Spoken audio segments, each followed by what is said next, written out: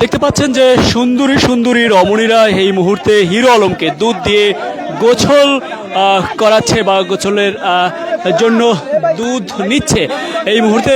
এটি অন্যতম কারণ হচ্ছে মূলত হিরো আলমের এবং রিয়ামণির দীর্ঘদিনের সংসার বিচ্ছেদ করতে যাচ্ছে হিরো আলম, এবং হিরো আলম পুরোপুরিভাবে সিদ্ধান্ত নিয়ে কিন্তু তারা আজ দুধ দিয়ে গোসল করছে। এবং বিভিন্ন জেলা থেকে হিরো আলমের ভাষ্যমতে বিভিন্ন জেলা থেকে সুন্দরী তার রমণী বান্ধবীরা বা বিভিন্ন মেয়েরা এসে তাকে দুধ দিয়ে গোসল করাবে এবং সেই বার্তাটি দিয়েছেন। এবং এই মুহূর্তে আমরা লক্ষ্য করতে পারছি যে সেটির ব্যতিক্রম জায়গা থেকে এসে বিভিন্ন মেয়েরা তাকে দুধ দিয়ে গোসল করাচ্ছে। রিয়ামণিকে কিছুক্ষণ পরেই কিন্তু এই দুধ দিয়ে গোসল করে তাকে তালাক দেবে এবং তারপরেই কিন্তু তিনি এই ইতি টানবেন, যে রিয়ামণির যেই সংসারের ইতি টানবেন সেটি আমরা লক্ষ্য করতে পারছি।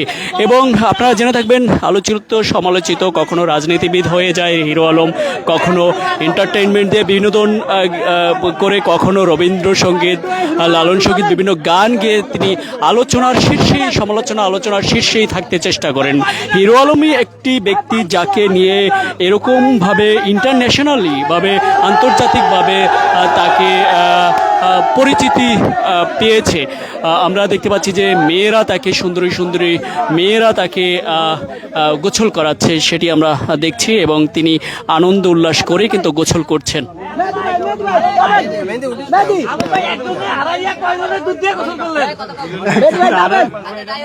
আজে বাজে কোশ্চেন করেন না।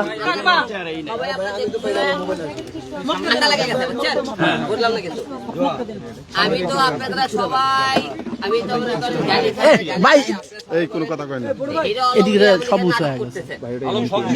আবারও আইলাম, তারপর আপনি খালি তালাক দিয়ে আবার যায় আসে। আজকের পরে থেকে হিরো আলম আর রিয়ামণির কোনো গল্প আর হবে না। যে কোনদিন গল্প হয় তারপরে আপনারা বলবেন কেন হলো না। হিরো আলমের যত মান সম্মান ছিল সব হারাইছি আজকে একটা মেয়ের কারণে। আজকে আমি ধ্বংস হয়ে গেছে। আজকে হিরো আলম আজকে রিয়ামণির জন্য আজকে মানুষ গালি দেয়। তাই আজকে আপনাকে একটা কথা বলতে চাই, আপনারা সবাই জানেন এই জায়গা এই এম ব্লকেই গত 29 তারিখে এই জায়গাতে আমি ঘুরতেছিলাম। এখান থেকে কয়েকজন হলে 6 জন লোক আমাকে টেনে নিয়ে যায়, মাঝখানে নিয়ে যায়, রক্তাক্ত করে মেরে রেখে চলে যায়। রেখে চলে যাওয়ার পরে এখান থেকে আমাকে হসপিটাল নিয়ে যায়। আপনারা সবাই জানেন হসপিটাল নিয়ে যায়, চিকিৎসা করার পরে ওখান থেকে আমাকে বাসায় নিয়ে যায়। আপনারা সবাই দেখেন এখান থেকে এখন হসপিটাল নিয়ে যায়, তারপরে চিকিৎসা করে বাসায় নিয়ে যাওয়ার পরে বাসা থেকে রিয়ামণি হক বের করে দেয়। ঘটনাটা হলো থেকে আপনারা কিছু আগে দেখছিলেন রিয়ামণি যখন ওর বাসায় আমি ওর প্রেমিক পট দিই মারে রক্তাক্ত করে তার মানে কপাল থেকে রক্ত ধরানোর পরে রিয়ামণি ও আল্লাহ গো করে কি আরে ধরিয়ে ধরলো দেখছেন আপনারা, মানে জামাই সেই ছিল তার, আপনারা দেখছেন। তারপরে সেখান থেকে আমি হিরো আলম রক্তাক্ত লাশ আমরা তার রিয়ামণির সামনে ছিল হসপিটালে। রিয়ামণি আমাকে ধরেও ধরেনি, এক ফোঁটা চোখের পানিও ফলাইনি কিন্তু দেখছেন। তাহলে ভালোবাসা কত আপনারা দেখেন। এখান থেকে নিয়ে বাসা থেকে নিয়ে যাওয়ার পরে রিয়ামণি 3 দিন বাসায় আমার থাকার পরে বাসা থেকে আমি যখন বগুড়া আসি আপনার অফিসে আসি, রিয়ামণি ফোন করে বাসায় আসো না, বাসায় তোমাকে মানা করেছে, এই বাসায় তুমি আসলে বাসা ছেড়ে দিতে বলেছে। একটা বউ অসুস্থ স্বামীকে এসে বাসা থেকে বের করে দিয়ে আমার ওষুধ পর্যন্ত আমার অফিসে পাঠায়নি। আমি অফিসে ঘুমাই, অফিসেই খাই। আমার এই বউ আমাকে ভালোবাসে। অথচ দেখেন আমার এই বউ মনে করেন সেনকে যখন আমরা প্রেমিকের কথা বলি তখন কিন্তু সে খাও করে ওটা বলে আমার মনে হয় না সে এই কাজে জড়িত আছে। এখন এই কাজে মূলত মাস্টার মাইন্ডে ছিল রিয়ামণি। রিয়ামণি তার ম্যাক্সের সাথে হাত মিলে সে আমাকে খুন করতে চেয়েছিল। আপনি তো আগে বলছে রিয়ামণি আছে জড়িত নাই।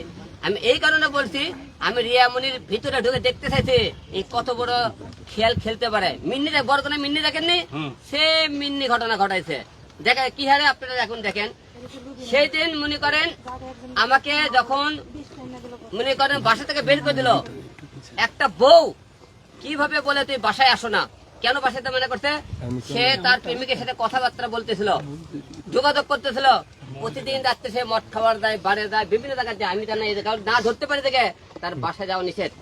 তার বোন টুকায় রাস্তার ছেলে বলে আমাকে তার বাসায় যাতে না যায়। তারা দুইটা বোনে প্রতিদিন বিভিন্ন ক্লাবে যায়, রাত্রে বিভিন্ন জায়গায় রাত কাটে। আপনি দেখবেন বিভিন্ন হোটেলে সিসি ফুটেজ আপনারা সংগ্রহ করলে বুঝতে পারবেন তারা কিভাবে চলে। এখন তার প্রেমিক দেখেন কি হারে, আমি সেদিনকে রাত্রের বেলা তখন ওকে পুলিশে ধরে গেল, রিয়া মনি করলো কি তার হলে যে ওর একটা ছেলে থানায় দিয়ে পাঠালো, থানা থেকে সে করলো কি কোর্টে দিয়ে পাঠালো। কোর্টে রিয়া মনি মামলার উকিল দিয়ে জামিন করাইছে তারে। ওর ভাই রাকিব যেদিন জেল কাট দিয়ে পরে দিন তার খাবারের টাকা যায় জেল কাট দিয়েছে। আমি জেলখানা যে আপনি ওই নারায়ণগঞ্জে যাই, আপনি কেরানীগঞ্জে যাই, ওখানে যাই জেলখানা যা দেখে কে টাকা দেয় হলে খাবার দেখে দেখে আমি ছবি দেখানো করছি এই লোকে টাকা দিয়ে গেছে। রাকিব ওর ভাই জেলখানার টাকা পাঠাইছে এবং সে জামিন করাইছে কালকে। ওই বৃহস্পতিবারে রিয়ামণি তাকে জামিন করাইছে, তার উকিল আতিক দিয়ে দীপু নাকি সব খবর বের করছে। রিয়ামণি জামিন করে কালকে করছে কি জামিন থেকে বের হয়ে মনে করেন বিকেল বেলা রিয়ামণি মেঘ ছবি মনে করেন ঢাকা এজেন্সি 6 নম্বরে ফ্লোরে তারা শীষে খাইতেছিল, মদ খাইতেছিল। আমার একজন ফিল্ম ডিরেক্টর দেখতে খবর পাই, আমাকে বললে ভাই রিয়ামণি তো আর ম্যাক্স ছবি আপনি শীষে পারে কোন জায়গা। আমি দৌড়ে যেতে যেতে ম্যাক্স ছবি আর মতো রিয়ামণি ওখান থেকে বের হয়ে যায় এর থেকে। তাহলে একটা বউ যে মিন্নি সে খুনের পিছনে দায়ী মামলার, এটা তার প্রমাণ। আমার বউ আমাকে খুন করার জন্য তার সাথে হাত মিলাইছে, এটা তার প্রমাণ। এইরকম বউ প্রতিটা বাংলার ঘরে ঘরে হওয়ার দিন। আমার বউ দেখেন, আমি 3টে বাচ্চা 2টা মা আমার, আমি সংসার মানুষ করে বাচ্চা কাচ্চা মানুষ করার জন্য তাকে বরিশাল গেলাম, তার বাবা মা আমাকে তুলে দিল, আমি তাকে বউরা নিয়ে গেলাম। বউরা 2 দিন যে সে থাকতে 2 দিন থাকার পরই সে বলতেছে আমি ঢাকায় যাবো। ঢাকায় আসার পরে সেই রাত্রের পরে ম্যাক্স ছবি কিনে ইলিশ খাইতে গেছে। ইলিশের ওখান থেকে বলতেছে ভাই রিয়ামণির ম্যাক্স ছবিতে ইলিশ খাতে আইছে। আমি ইলিশের ফুটে আপনাকে দেখা মনে সে ইলিশ খাবার গেল ওখানে। একটা লোক এই যে পরকিয়া তার দিন আমার বলছে পরকিয়া। রিয়ামণি পরশু দিনে কি করলো, লাইভে এসে কান্নাকাটি করলো। কি কান্নাকাটি দেখছে, কানতে কানতে লাগতে সেখান থেকে একবার পরে একবারে একটা লাল পরে গেল। কি কান্দন চোখের পানি। উনি হচ্ছে বাংলাদেশের এতই ক্ষতি করছে। আমি সে বলতেছে যে হিরো আলম ম্যাক্স ছবিকে জেলে রাখে, তার বউ ইতির সাথে যোগাযোগ রাখে। ইতি হলো তার বউ। ইতি আমি যেহেতু ম্যাক্স ছবি জেলে, তাহলে ইতি আমার সাথে যোগাযোগ করতেছে, হাত পাও ধরতেছে, সবাই মিলে তাকে আমি বের করে দিই। সেই যোগাযোগ করছে আমার সাথে। এটা কি অপরাধ করেছে? ওই কেন যোগাযোগ করলো রিয়ামণি, তাহলে তার সাথে কেন যোগাযোগ করলো, সে তাকে দাবিনে কেন বের করলো? তাহলে মিন্নির ঘটনা ঘটাইছে দিকে আপনারা বাংলার মানুষ বুঝালেন। এইরকম পয়সা সংসার করা যাবে কিনা? আমার 3টে বাচ্চা, কোনোদিন সে একবার ফোন করে বলে না যে মা তোমরা কিছু খাইছো কিনা, আমার মা কিছু করছে কিনা। কোনোদিন আমার সব বাচ্চা করে খবর নেয় না। আমার বাচ্চারা তো ফোন দেয়, যে একবার ফোন দিলে 2বার ধরে না। তার ভাই রাকিব হলো দালাল দিয়ে দাঁড়িয়ে থাকে।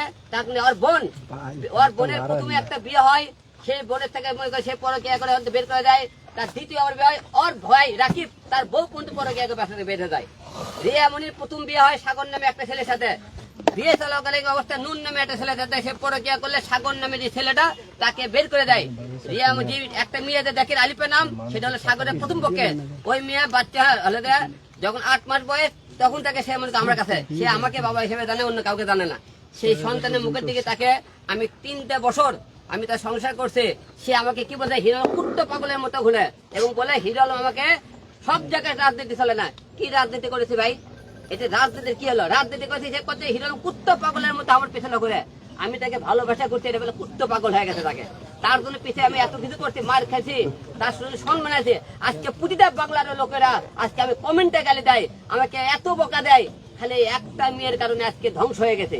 আজকে যেহেতু সবাই বলেছে আপনারা তাকে 2 দিন পর পর নাটক করতে দেন, ভিউ ব্যবসা করতে দেন। আপনারা দেখবেন আমার ফেসবুক ইউটিউবে কয়টা ভিডিও ছাড়তে পারি, ভিউ ব্যবসা করেন। আমি মেয়েটাকে একটা খারাপ পথ থেকে ফিরে আনার চেষ্টা করতেছে, কিন্তু মেয়েটা ফিরে আনতে পারিনি, ব্যর্থ হয়ে গেছে। কারণ সে ঘুরে ফিরে থাকে। একটা মেয়ে যখন রাত্রিবেলা শুতে যায়, মেয়ে মানে শারীরিক সম্পর্ক করবে গেলে আমার বউ বলে আমাকে তোমার উপর এখন ফিল নাই, আমার উপর বলে তার এখন ফিল নাই। তার ফিল যখন তাকে মনে করেন কক্সবাজারে কট খাইলো, সেখান থেকে আসার পর থেকে তারপরে গেল, তারপর থেকে তারা ফিল আসে না আমার উপর। তাহলে এইরকম বললে সংসার করবেন কেমন আপনি বলেন? তাও সত্য মেনে মনে আছে। এর থেকে এখানে বাসা থেকে অফিস, তার ভাইয়ের জেল কাট খাবার খাওয়ার সময় হয়, কিন্তু আমার যে খাবার তার দেওয়ার সময় হয় না। একটা বউ কোনদিন বলে যে তুমি হেলে বাসায় আসো না, স্বামী দিকে গাছ তুলে একটা বউ সেখানে থাকবে, বউ গাছ তুলে থাকবে না। কারণ আমি যদি বাসায় যাই সে তো পরকিয়া করতে পারবে না, রাত্রে তো মদ খেতে পারবে না, সে তো মানুষকে চলাফেরা করতে পারবে না। তাহলে আমি চেষ্টা করেছি যে আমার পরকিয়ার কথা বলে, আমি যদি এখন পরকিয়া করি একজন তাহলে বউ দেয়, তুমি আমার কাছে ঘুমও পারবা না, তুমি আমাকে ভাতও দেবা না, আমাকে তুমি হলে সেবাও করবা না, তাহলে আমি এখন গেলে চালু পরকিয়া করতে।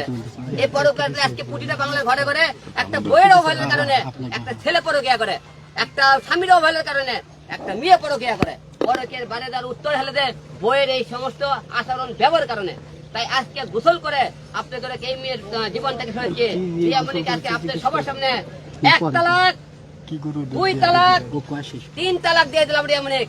এবং রিয়ামণির এই কাগজ আজকে যেহেতু করবো না, উকিলের কাছে সব কমপ্লিট করছি, কালকে আমরা এফিডেভিট করে কোর্ট থেকে 3 মাসের মধ্যে সে কোর্টের মাধ্যমে সেই কাগজ বুঝে পাবে। তাই রিয়ামণিকে আজকে তালাক দিয়ে দিলাম।